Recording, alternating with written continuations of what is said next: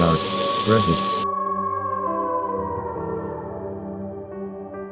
What is a survival myth that is completely wrong and could get you killed? The first mistake is to look for food and water first before having a shelter up to keep yourself dry and warm. Edit. When I say shelter first, it includes having a fire too, which I forgot to mention. When you are wet and exposed to the elements, your core body temperature can drop, and you can get hypothermia if it gets too cold, and you would burn more calories than necessary. A big reason to building the shelter too is to also keep yourself off the ground, because the ground is an infinite heat sink, which means you lose your body heat way faster than you would think, and will be more exposed to the cold elements. Guys, yes, it's good to be near a water source, but remember that it's always colder around rivers, streams, lakes, and oceans. Make sure you are able to easily gather shelter fire material within the area. Plus, finding a prime location to set up shelter. I feel like a book RN, thanks for the silver.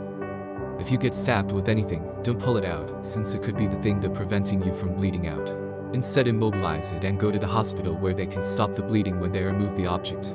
That knife is in your aorta. If you remove it, you'll bleed to death. Consider that a professional courtesy. The first mistake is to look for food and water first before having a shelter up to keep yourself dry and warm. If you ever find yourself in snake country, make as much noise as possible. Most people want to avoid snakes, so stay quiet, but they are more scared of you than you are of them. Talk loudly, stomp, but obviously keep an eye and ear out for any fellas who don't want you to be there. Source: Australian. Shoot yourself once a day to build immunity to bullets.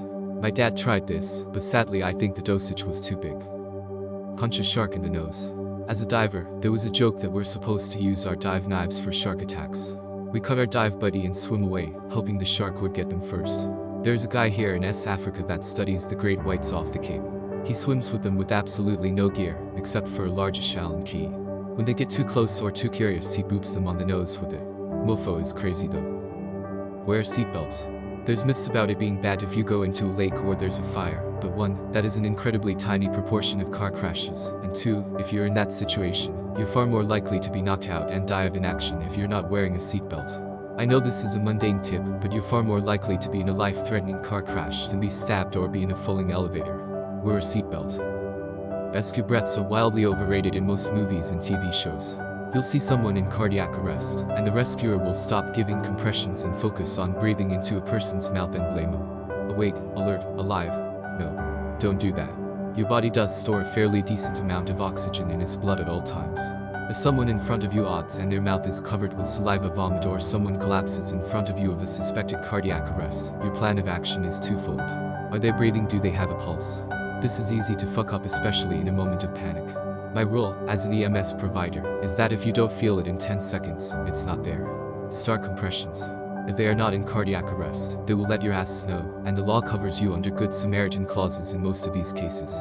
If you are the only person attending to this body, do not stop and give rescue breaths, if help is on the way and will be there soon. It takes about 4 to 7 decent compressions to get blood recirculating in the body, after stopping to give mouth to mouth. That's a lot of blood, carrying a lot of vital oxygen reserves, that aren't making it to the brain. Obviously, if you're a long way out from help, and you feel safe to do so, give rescue breaths.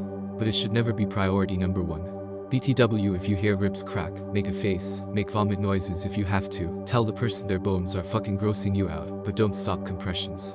Because what are compressions? That's right. They're number fucking 1. Another one. Poison ivy isn't just washed off with water and soap. It almost leaves a sap-like residue on your skin. Wash the area and wipe off the residue, never reusing the same part of the cloth. Imagine wiping grease off of your skin. It's much like the same thing. You can avoid some nasty rashes and immune responses if you do it correctly. It can make a huge difference outdoors. You do not need to wait 24 hours to report a missing person. If you think someone is missing, report it as such. The faster a missing person report is filed, the greater the chance the person will be found, especially if it's a child. Missing children are at high risk during the first 24 hours, especially if abducted. In 76% of child abduction murders, the victim was dead within 3 hours. 88.5% were dead in the first 24 hours. It won't kill you, but don't pee on a jellyfish sting.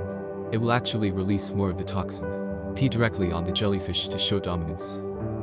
If you ever fall off a ship, ferry, or sea and were lucky enough to be spotted, don't try to swim your way to safety. The more you try to swim, the lesser the chances of survival. Just try to keep afloat and conserve energy and body heat while a rescue team do what they're supposed to. Unless you are in hypothermic waters, the best bet always is to stay afloat without trying to swim to somewhere. This information about falling overboard, hypothermia and conditions, survival at sea etc. are based on my own experience of 12 years sailing on merchant ship. Example. Herbivorous animals are friendly and peaceful, so you are safe being around them, and their presence will show you where food is. Seriously, everything from cows to deer can and will kill you if you make it angry. It is usually a good idea if you are in the wilds not to get near any large wild animal, but herbivores can often be even more aggressive than the predators. If a predator attacks you, you have a fairly good chance of scaring it off, especially if it's smaller than you, because it's likely only looking for food. If a herbivore attacks you, you fuck because it genuinely wants to kill you.